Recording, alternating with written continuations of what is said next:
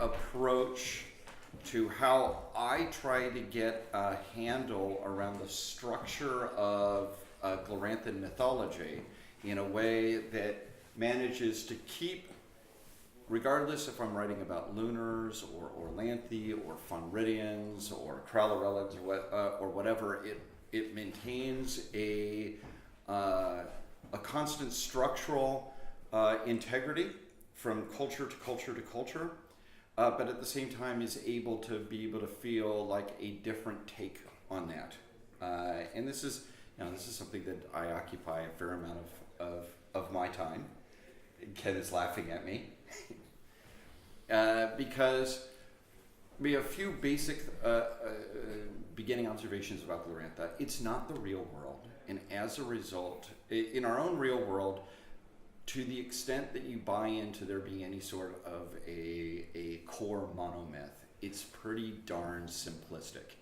You know, there's not a whole lot that Campbell's monomyth can actually tell you about cross-cultural mythology, other than there's a couple of story types that you find one variation of or another. But the fundamental truth is Hittite mythology doesn't bear a whole lot of structural commonality with, say, Navajo mythology, because human beings aren't regularly communing with the god time and all that sort of great stuff that you get in a fantasy role-playing game. The other thing about it is that because of that, and because mythology is the core of world building in Glorantha, more than any other fictional setting that I'm aware of, it has this well-developed structural integrity that one of the great things that Greg has managed to do is that you keep having different peoples describe the elephant from different directions. So it always feels, when you read the troll mythology in Troll Pack, you're reading the troll version of these common events in the common structure. But if you read King of Sardaur, you're now reading the Orlanthi version of it. If you read Glorious Reascent of Yum, you're reading the Darahappen take on all of these. And for there is sometimes a tendency to run wild with a specific culture's view of the elephant and lose sight altogether of the elephant, that there is in fact an elephant in the room. And I tend to think of that as a writer. If I tried to keep into my mind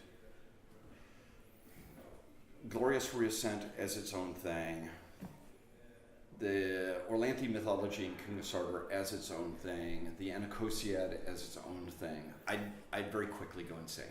It's just too many moving pieces to keep track of, and you end up with lists of names instead of cool, interesting stories that help articulate the world. And this was a problem during the Isseries period of writing.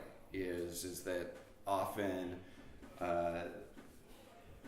writers would come up with a cult or come up with a god, and this is the god of basket weaving. And the god of basket weaving, her myths or his myths pertain to basket weaving. And maybe that's anthropologically correct, maybe not. But it certainly did. It certainly actually doesn't feel very Gloranthan, and it doesn't tell us a whole lot about the setting other than basket weaving is important. Whereas you look at the classic cults that Greg and Sandy and Ken and others came up with, and you read the stories about Humacht, or you read the stories about Zorak Zoran, and you read the mythology, and you get a feeling that if you told all of these stories together, you would know the entire, you'd know the cosmic secrets of the entire setting, but that it's all, each of these cults know a sliver of the big story. And so as in the last few years, and especially since I received the tea cozy of authority and power. You do know this is a tea cozy. Did you tell that story? I found these online. There's a woman that makes brilliant tea cozies, which I just happened by visiting someone in Cambridge, Massachusetts one night, and there was a lot of single malt liquor, and I was ferreting around in one of their closets, and I came out with this Indian tea cozy, somewhat larger than this, so that it fit down over my ears. And I said, tea cozies are obviously for clerical garments, and put it on top of my head. And then I have found someone who makes wonderful tea cozies, which for your purposes now will make you a bishop of any Gloranthan cult. The tea cozy of power. But actually looking at this, I was struck how Gloranthan I was too, pal. I was telling you, absolutely. But anyways, it helps to keep in mind, at least for me, it helps always to try to keep in mind when I'm writing cults, when I'm writing background material, what is the big story behind the myths? And for lack of a better word, this is Godlearnerism at its absolute worst.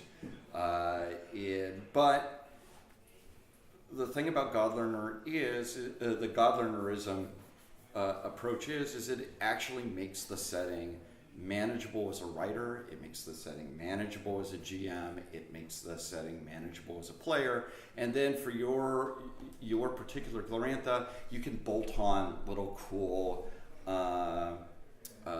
local idiosyncrasies that tell maybe a little bit more of a sliver, or tell one of the stories with a different meaning or a different slant.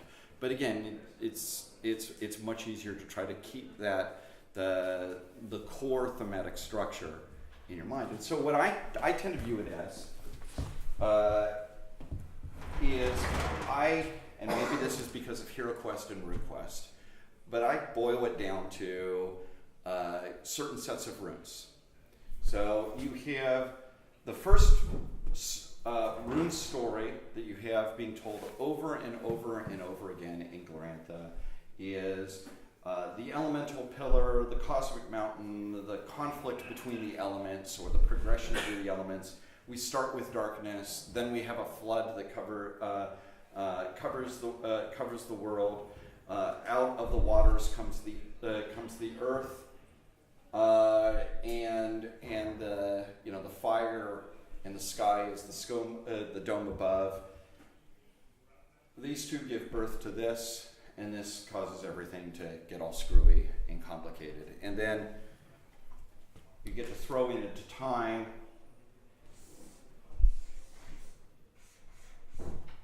That there's this new element that has reappeared or has appeared for the first time during time. And of course, that makes no sense, because how can you have a new element? How can you have a new core part of the world appear that wasn't present in pretty much anybody's God's Age myths? So clearly,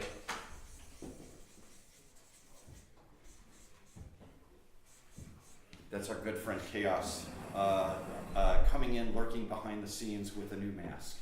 And you see this set of elemental conflicts reflected in pretty much every cult description. They do follow pretty familiar patterns. There is almost always a competition for which elemental deity will have the earth being the source of food, the source of where we all live, whatever.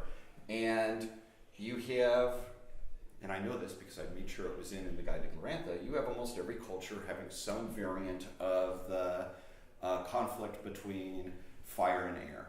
So you have over and over again the killing of the sun at some point that ended the perfect age and plunges you down. Now we can call these the old gods. We can say this is Aether, Umath, Gata.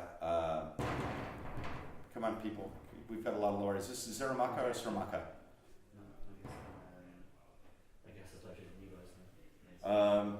Or Circe in the really embarrassing early write-ups. Nicala, Dame Darkness.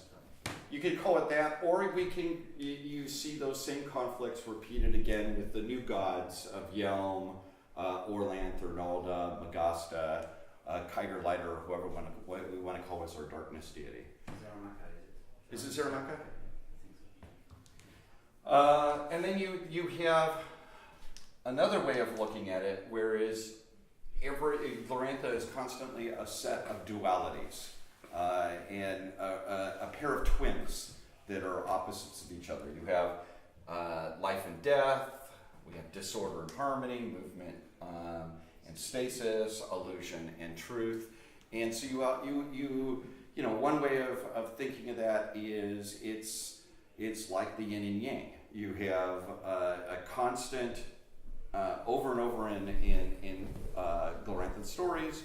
You have this duality, neither of which is entirely good, neither of which is entirely bad, and these dualities are often in conflict with each other, but at the same time they complement each other, and they're just part of the necessity of the world. And you know, you have your big core myth of this elemental progression and the interaction with the dualities. You start with the old gods over and over in the myths, and those are the gods or powers or whatever we want to say that created the universe. And then in most of the Gloranthan myth, you have a new set of gods that essentially come in and fulfill their function after they either failed or they became obsolete or they sat around and meditated and left the universe. You see lots of different variations of it. But even the Dara happens. Yelm isn't the first god. Yelm is one of the sons of the old god. And you have this generational movement in it. And then in every version or every Gloranthan cultural mythology, the new gods fight amongst each other. And it's the thing that we call the Gods' War. And that ultimately imperils the cosmos itself. And there is some sort of event. I put down, I thought we won. But we've got other ones. The Krallarellans have, where's Johnny? I'm disappointed Johnny's not here. But the Krallarellans have their own, now it doesn't involve, it involves a conflict with Sekevar, which breaks the forces of ignorance and casts everybody into their respective quarters of the world. I thought we won. The mortals manage to succeed when all of the gods fail. Every Gloranthan culture has their own version of that story. And after that, one other key thing in Glorantha is this stuff is always. And this is actually the thing that a lot of writers have the hardest bit of time with it. These myths are taking place in Glorantha right now and tomorrow and the day after. They are eternal and eternally recurring. And this is what's meant by the God time. That if the God time is always, and the God time is non-sequential in that I can experience through ritual or through witnessing the world, I can witness the death of Yom. In fact, every day I get to witness the death of Yom because the sun sets. Every day that thing is happening. But I can also witness, after Yom dies, I can witness Yom's ascent, or I can witness some myth that when I try to think about sequencing it, I logically say that preceded it. And it is, I think that one of the hardest things for, as a writer, to kind of be willing to keep that in your mind, because that's just not how we think in the Western world. It is how many people thought for most of history. So if you look at how the Egyptians thought about their mythology, there are certain mythic events for the Egyptians that were constantly repeating and would always were, and always would be. And you can think of that as something analogous to the god time. I think they are present in Western culture, but they're hidden under different contexts, and they're not explicitly stated as that. So like today, Sunday, there are thousands and thousands of people taking communion, replaying the Last Supper. Although most Western religions, rather than go too far down this, do tend to have a progressive concept of time. There are... Yeah. But that's why I say that cyclical element is hidden. Of that in terms of internal laws, to me, it's actually very close to the way in the current world we try to think of science. Yes. It's actually science tries to discover what the God world is, right? Or in other words, what are the eternal laws? Well, there is gravity. We don't know exactly how it works, what the particle of gravity really is, and so on and so forth. There is still research, but we know there is gravity now, yesterday, tomorrow, the day after. You can notice, oh, it works. Yep. Yeah, you see it all the time. Yes, it's just we're not, as writers, that's not normally how we tend to think about things. And so you see, once you kind of get a good a working model for that, it becomes actually very demystifying. It is the events of the God's Age are the laws of the universe. And so, of course, Glorantha is always killing Yom, because that's just part of the background law of how the cosmos works. And which is why many cultures find chaos, which doesn't operate according to the laws of the universe, so utterly terrifying for many reasons. Not just brew, but chaos threatens all of this. And then if just wanted to bring in a few other things that I try to keep in mind is that after this point, time is as we understand it. It's not eternal. Things, it can be viewed as a linear, but it also can be viewed as something that recurs, but it doesn't recur with the same actors. So if you look at how Greg and I have put together a lot of the history of Glorantha, in time, mortal actors keep repeating in one way or another these sorts of conflicts. So you have, in the first stage, you have the rise of these great Glorantha councils, the first council, the second council. And they come into conflict with the forces of fire sky. And in time, the mortal followers of fire sky did what their gods failed to do. They managed to pretty much crush down air and force it to almost force it to submit. And the response, because the cosmos wants to snap back into its proper function, its response is the Gabaji Wars. Horrible, terrible event that probably wiped out 50-60% of all the mortals in Genertella. And you see this again in the Second Age, and of course the story of the Third Age is the Lunars have managed to come in by raising a new elemental power and using chaos to be able to change the structure of the world. The cosmos is trying to snap itself back into place, but it's very broken. And as a result, you have the hero wars, where you have an even more horrible and destructive catastrophe that is moving forward as the cosmos tries to reassert the background structure of it. But there are lots of broken, missing pieces. There are new pieces that don't really fit into this, but you can't get rid of them anymore. And to me, keeping that in mind, you end up with it's very easy to think about in a story. Okay, where does this thematically fit into all of this? What sort of association do I want to have with my cattle raid in this? You don't need to have a lot of, you don't need to go very deep into it.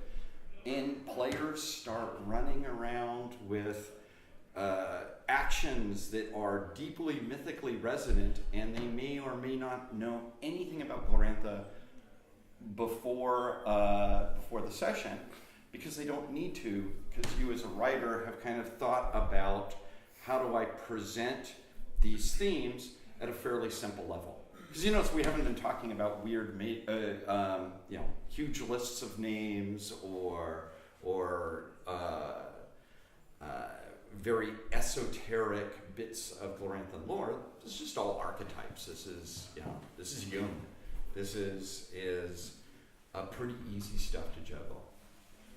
So anybody, any thoughts, questions? Jeff, you're totally full of it. Ken saying, boy, I should have thought of this, or I already did long ago. Again, I'm completely insensitive to it and take it for granted because it has been internalized, and it is just, for me, I'm always looking for a symbol system. And the symbol system is just like the engine that runs under the stories. And when I'm saying that my particular engine supports certain stories and doesn't support other stories, and the stories that it doesn't support are often those kind of broken pieces which are of interest because the engine doesn't handle them well and the simulation boundary fails. In other words, the story doesn't make any sense because it doesn't fit the engine, and therefore there's the drama of people being interested in it.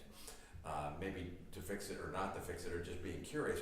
Wow, this is broken is simply enough of a thing to say, what the hell are that? Broken is interesting. So, yes, and things that don't make sense, or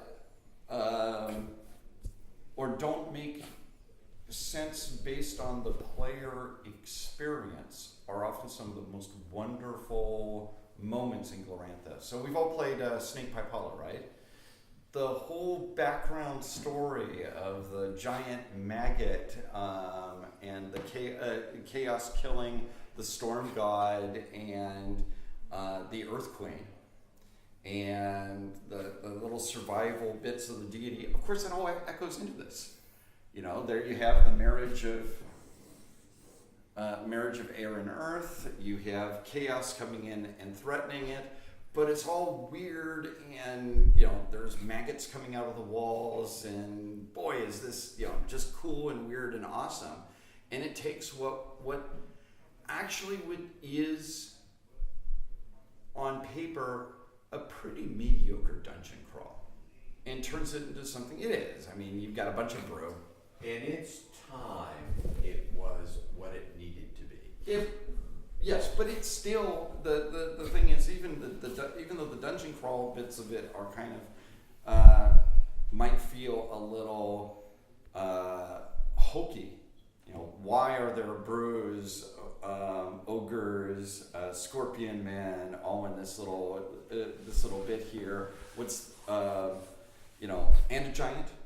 But it's obvious why they're there, because chaos is at work. Exactly. In other words, it would not be an interesting background except the degree to which that incoherence of it seems not a broken feature, but something simply impossible for me to understand. Exactly. Another one like that is the cradle, which is just, a bug nuts, ridiculous, giant baby cradle. filled with weird stuff. But if you reread the little stories within the cradle, the type of strange artifacts, the things that are described, it all fits very nicely into this. And so I use models like this as sort of a cheat sheet for me to think about if I want to throw some strange background into something. I just kind of pick, what am I going to try to, what am I illustrating in here? And it doesn't have to be front and center. It's actually usually best if it's just something in the background that the players can take or leave as they want. But I find this much easier than thinking of things as the Storm Tribe and there's this long laundry list of gods. Because then what I do, especially if hopefully very few of you will ever be in the position where you have to write 1 week for trying to make sense of the Glorantha mythology, and the next week you have to create large parts of the Pluralism mythology and so forth and so on. But what I tend to do is think about the Godlearner background structure and then look up, so we call this thing here, we call this Orlanth here, and we know Orlanth also has a lot of this movement shoved into it. That's what it's called locally there. We'll call it in, and we know that in Krallarella there is an Orlanth god, and I'm spacing on the name of it. And see, I can do that because I know that if I go to the Guide to Glorantha, a few minutes of searching, and I'll find what the correspondence is. Pamtella has Baruka, isn't it? Yes, Baruka is Orlanth. And then that raises an amusing epistemological question that actually matters sometimes in gaming. If my Orlanth initiate travels to Fonrent and offers a sacrifice at the Rock of Baruka, can he talk to Orlanth? And my general working rule is yes, but Orlanth might sound a little bit different. And my Orlanth initiate would be probably fine with that, because we all know that my god in my city is a little bit different than my same god in that city over there. That's not there. I generally don't view Gloranthans as trying to reduce or impose so much structure onto their cults. Just like in the ancient world, was Zeus Dolomikos the same Zeus as of Olympia, who is that the same god as the Jupiter of the Roman capital? And as far as most Greeks and Romans were concerned, close enough. It's like, the parallel I tend to think about is everywhere has its own local stories that people don't share, its own secret parts of the mythology. And the kind of parallel from this world is every Greek island has its story about what happened when Odysseus came to their island. Yes. And not all the other islands don't tell that particular story, but everybody knows basically Odysseus came to this island, did his most important things on our island. So that's kind of how I see Glorantha. Everyone knows that. Sure, there are some core Orlanth stories, but when Orlanth was here, we have some story about Orlanth. That was the most important. Yes, exactly. And that's why we always depict Orlanth as standing on top of a bull, because this is where when he came here, that's when he stood on top of a bull, and we know that was the most important thing he did. Yeah.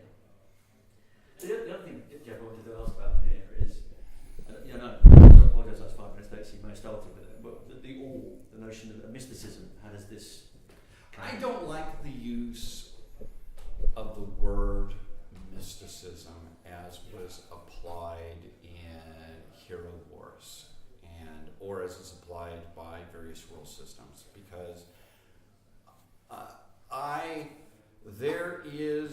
it's easier to say that you have certain elevated states of mind where you're able you have a moment of being able to see the whole big structure, realizing your own that everything is necessary in the world, including chaos, and possibly not surprising given the long-term association between the Cthulhu mythos and Glorantha. It tends to drive you insane. But there are traditions where people, for one reason or another, put their focus on understanding the big structure of the world, often realizing that this world itself is just this endlessly recurring thing that's neither good nor bad, and there is actually more than just this. The void, the emptiness, is not in and of itself a bad thing, and it's where we all came from, and it's where we'll all go, and it would be better to return to the void than simply endlessly repeat this series of patterns over and over and over again. And remember, most Gloranthans don't believe that when you die, that's the end of it. You know, you die and you're still in this pattern.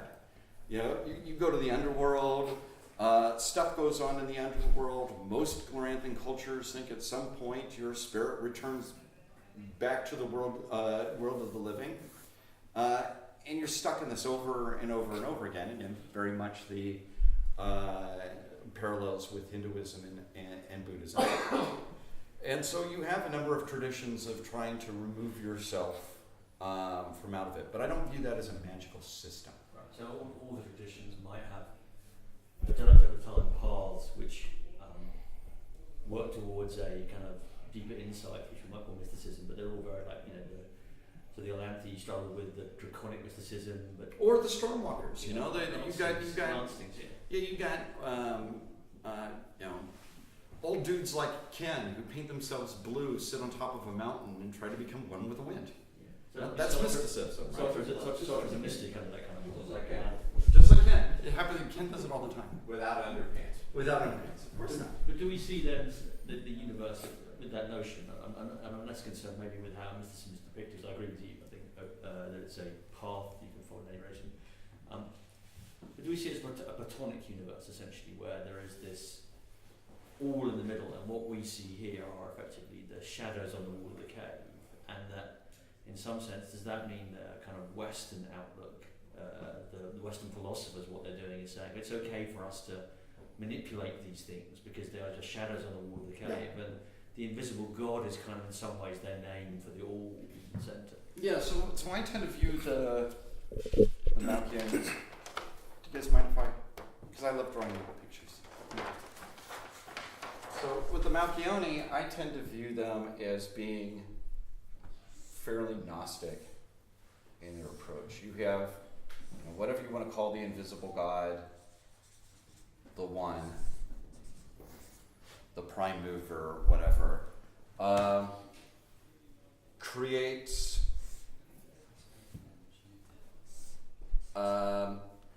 you know, the original runes, and then these devolve and multiply into gods, and that they keep descending down,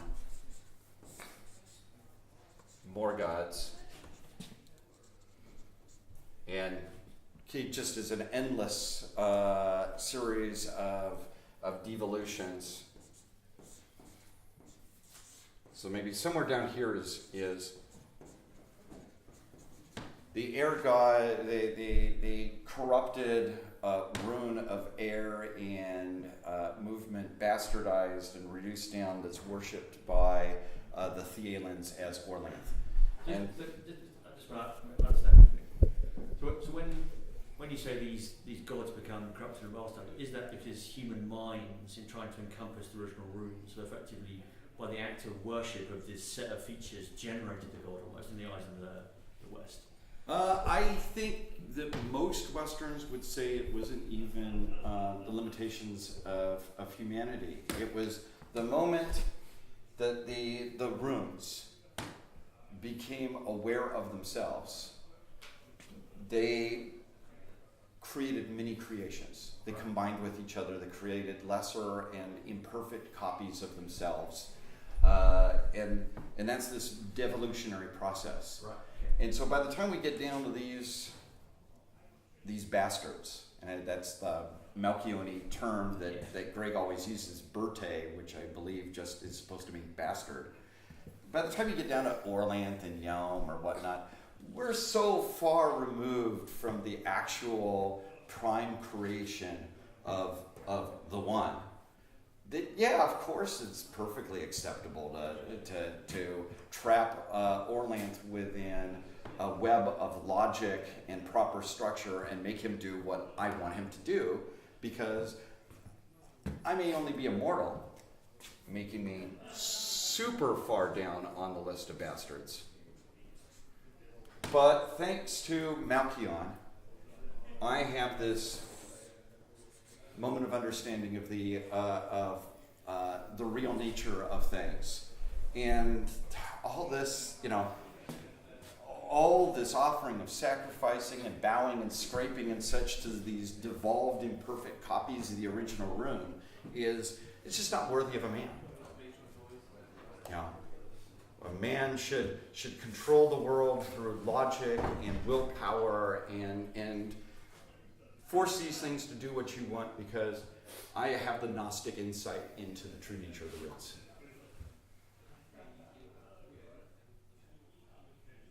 So I know that was a little bit of a tangent. Any other? Yes? So a question about the relationship between chaos and moon rune. In the 90s, I think in the Cossacks especially, Greg tried to make the god time history for the moon goddess, basically.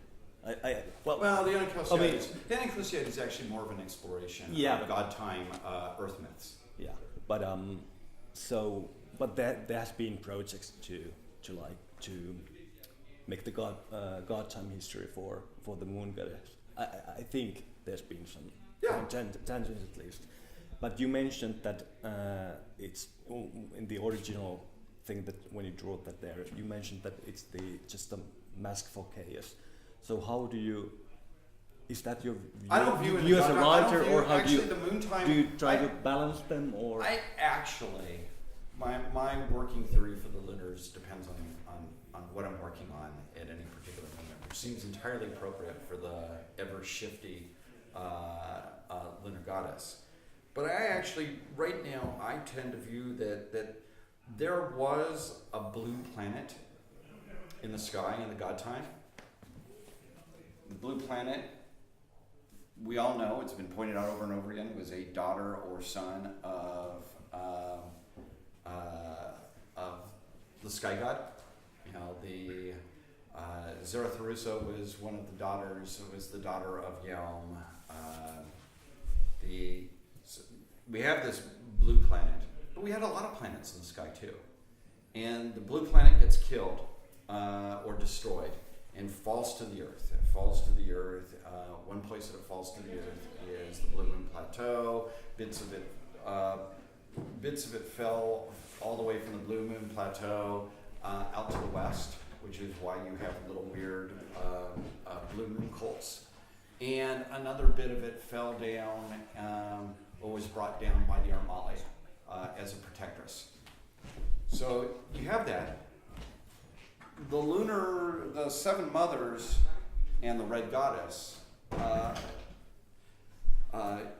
used part of that there was a missing dead goddess to resurrect a new powerful deity inside of time. But that deity isn't blue. That deity is red. And that deity, as far as anyone knows, there's no story of the blue planetary goddess riding a giant demonic bat and driving people insane through use of chaos and whatnot. So she is a new incarnation of that old blue planetary goddess, but she's also something else. And one way of looking at it, that something else is she's also a very chaotic entity. I mean, she is, and we have a history of that in Glorantha, of that happening, because that happened at the end of the first age with Nyslor, who is this revived. Hey, buddy. This revived, restored solar deity. So, again, Gloranthan history tends to repeat itself, not in the specific details, but the overall structure. And that's part of the reason that we find it, at least for me, that's one of the reasons we find it so believable and so rich. If we take this as a basic structure, there's one major power that you haven't really talked about yet, and that's the dragons. How do they fit into the to the big picture in your mind? Okay. And why does it seem to be that all the, at least the mortals, Well, they parallel are tempted to meddle with them all the time? One way of looking at dragons, and let's be very EWF for the moment. Let's not try to be Kralaran, because again, that would probably cause our heads to all explode. But you could parallel all of this with various draconic entities. You go in, you can talk to the dragons and the dragonutes, and they say, yeah, we were there. But at the beginning, there's Ouroboros. And Ouroboros is the one, and then Ouroboros divided and created, or became, the two dragons, which gets us to the polarities and dualities.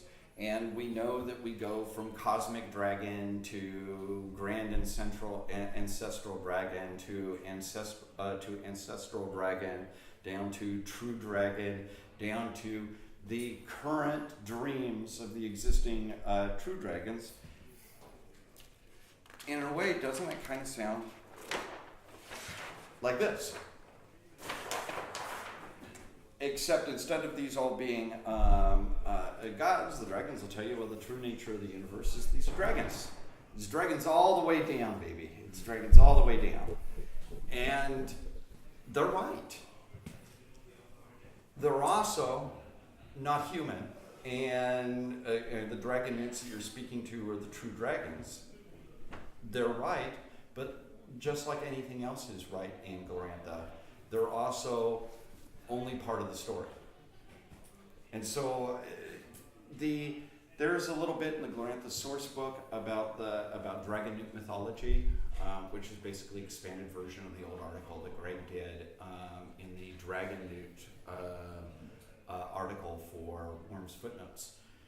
And I still hold that as very true. It's just it was such a short article that you don't really think through, well, what does it mean that there's these generations of dragons? And it's also worth thinking that the dragons believed that Glorantha, or the Godlearners believed that the deity Glorantha was the mate of Ouroboros. So again, we get, and that's also been around in Glorantha for, I think, all the way since that article. And that's in the guide. I know that's in the guide. So it's definitely in the source book because I was just looking at the picture of it.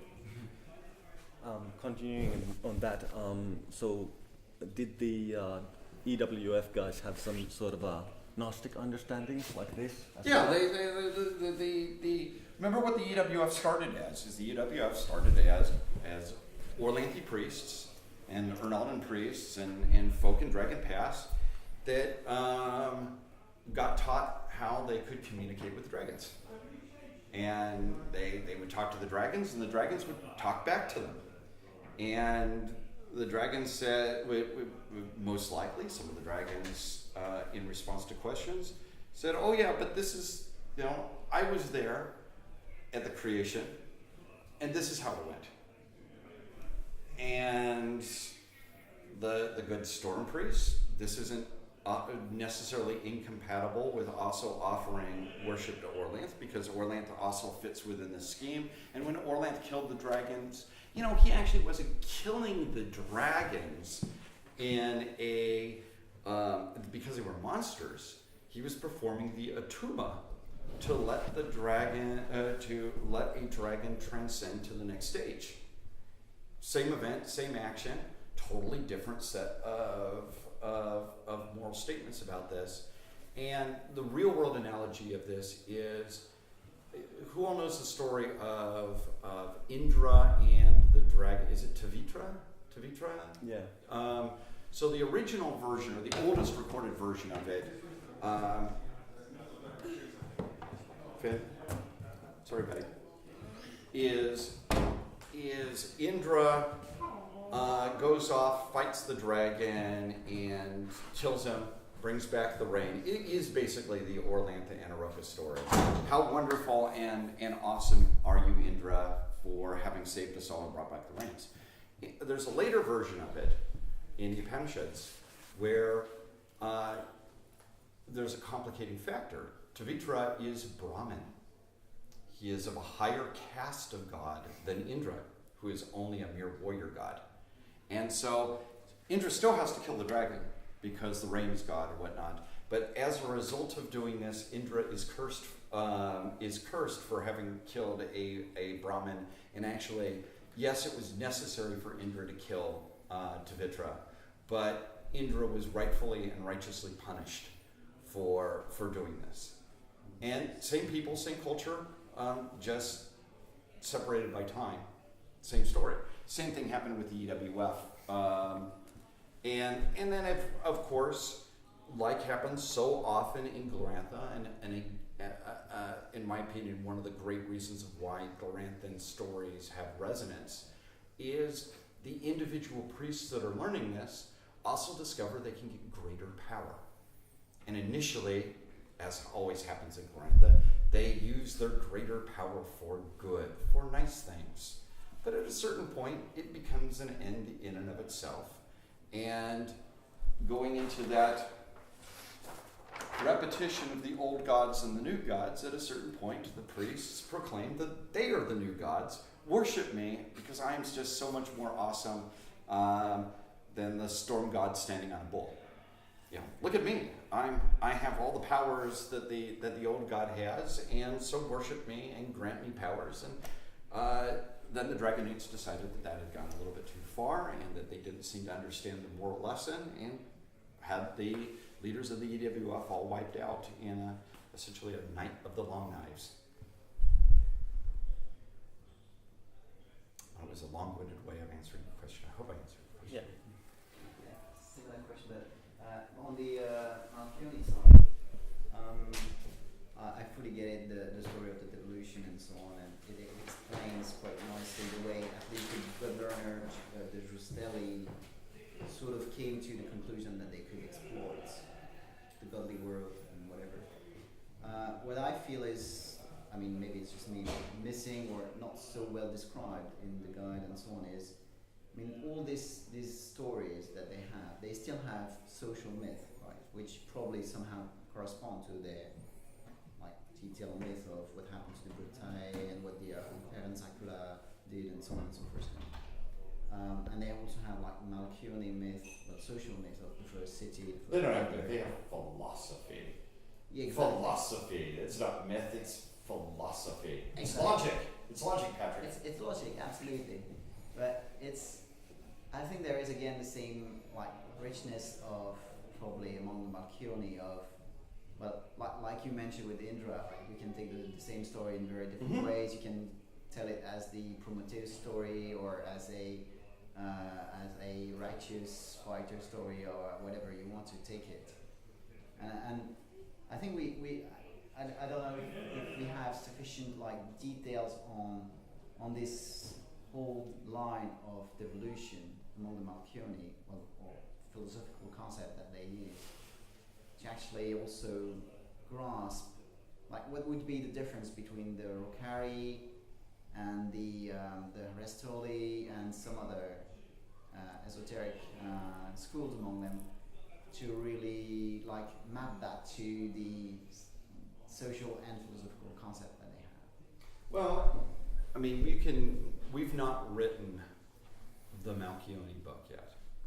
Although, ironically, we actually probably have now more written about the Malchione than, I mean, there's a god-awful amount now written about the Malchione in the guide. But I would tend to view it as, so we have old school Birth-eenyism. And the Birth-eeny, they don't even bother to call these things gods. These are just energy forces. These are, Patrick, you are such an inferior scholar for anthropomorphizing these energy forces and events and whatnot. And that's the reason that you will one day grow old and die, and I will be here wearing my tea cozy forever. You have old school. And you're immortal anyway. What? You're immortal anyway. Exactly, because I see the Gnostic truth, and I also know that when my mortal frame is killed most likely by somebody in this room, because I'm too perfect to have anything wrong happen with my health and age, that's the end of me. There is no me after death. And this is part of the reason the Birth-eeny are so very, very conservative, so very cautious. The problem with Birth-eenyism is it doesn't really work for mortals. And so when you had at the beginning of historical time, you had the various Malchione settlements in Western Ganatella and elsewhere trying to survive what was essentially the end of the world. They couldn't practice old-time perfect Birth-eenyism. And as a result, they lost their magic, they lost their immortality, they lost their social structure, and nearly ended up subjugating themselves and bargaining with anthropomorphized energy sources in order to survive at all. Are we interrupting something? Or is this supposed to be a... Okay, just about then. So you have them, the Herestalism, so everything that we know of Malchione was the revelation of Herestal, that you don't need to practice the old rules of Birth-eenyism. You do exist after death. Yes? Sorry to interrupt you here, but even if we stay just with Birth-eenyism, right? How does this idea that after your death nothing happens tie into what they know of creation? I mean, they don't call it God. It's not you. It's not you that goes to your energy bits and aspects. They're scattered into their various places. There's some part of the energy, the bundle of runes and energy and whatnot that are you. And some part of it does go down to the underworld, and some part of it goes elsewhere and does these things. But it's not you, Patrick, anymore. Don't delude yourself. Yeah. That would be the Birth-eeny view of this. So They're like Bones worry about the teleportation machine in Star Trek. Whoever goes into the teleporter machine dies when they're teleported, and whatever comes out there is a new being. That's the way the Birth-eeny view it. So yeah, there might even be some diluted remnant of a dead Birth-eeny that exists in the underworld and actually thinks it's Nolatar the Wise, but we know it's just a shade. It's not Nolatar the Wise. It's not him. yeah, but still, we have little understanding of their rights, right? What they practice. As you mentioned, there are some rights that they just can continue performing after dawn or even during the Yeah, and that would have to write, to actually write that would be something that I would be extraordinarily reluctant to do unless there was a campaign in book that required to really think about that. I mean, there are elements in Glorantha, there's some of, Agree with the Birth-eeny, because you not so often meet them with players and they're not very good playing characters, but it's a bit harder for the Okari or the Rastoli, who are much more present in the context. yeah, I mean, there's a lot of material, there's a lot of the broad brush outlines and overall structure and overall beliefs, I think, are pretty much there in the guide, but there's an awful lot of missing pieces and such to be filled in, and that's why at some point, if somebody pitches a really awesome book set in Nolos or Pesos, I'd be interested in looking at that, and I'm sure Neil and Rick and Mob would be horrified that I would disappear for a big part of my time trying to map this stuff out in that sort of detail. But you're right, it's, I mean, Glorantha is, just to remind you all, it is a literary creation. It's, Greg and I don't actually go out and perform archaeology in the backyard stuff. So. It's like, is it fair to say, because there is this, theory of the actions, and it pretty much describes Yes. this It's a way of multiplication, devolution, distraction, and so on. I mean, one of the biggest problems with Malchiani, and this is where I'll wrap it up on it, is that for years and years and years, you had this absolutely internally contradicting description of the Malchioni as humanists, rationalists, and materialists, which is how they are presented in Cults of Terror, but also in Greg's earlier writings and earlier stories. And then with the Malchioni presented as pseudo-medieval Europe, with saints and structures, and was frankly not particularly rational at all. There just was, the medieval Malchioni simply did not segue at all with the philosophical humanists described in Cults of Terror, and until those two were separated, it was really hard to do anything with the Malchioni. Now that that's been separated, and we've gone quite clearly with one presentation of the Malchioni, they are actually, I think, quite playable, and it would actually be really a lot of fun to do a campaign and setting book set in part of the West. And you wouldn't want to do the whole West for the same reason that you know.